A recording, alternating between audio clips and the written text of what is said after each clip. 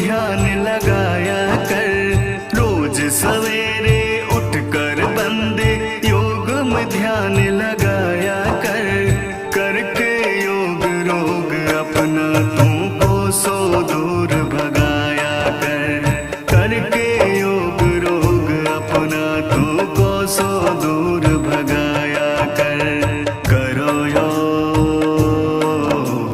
करो योग, करो योग, करो योग।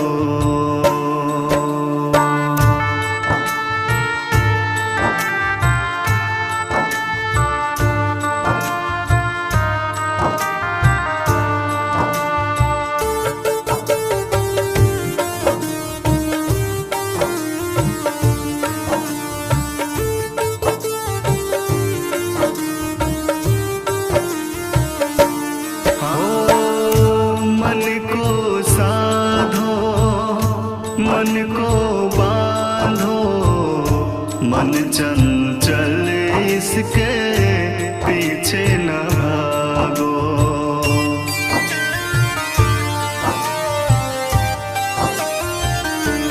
हाँ, मन को साधो, मन को बांधो, मन चंचल इसके पीछे न भागो।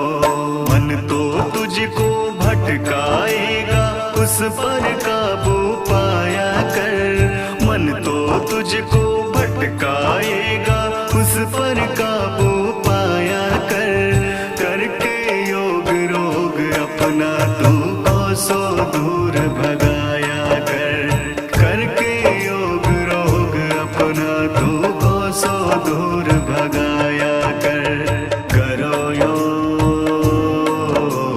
करो योग,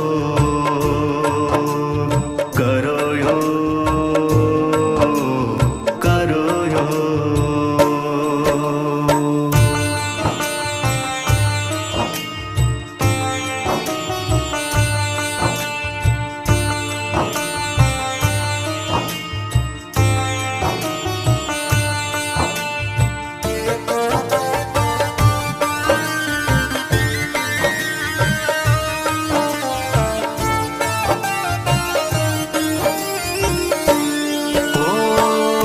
समय बड़ा अनमोल है प्यारे, कान खोल कर सुन लो सारे।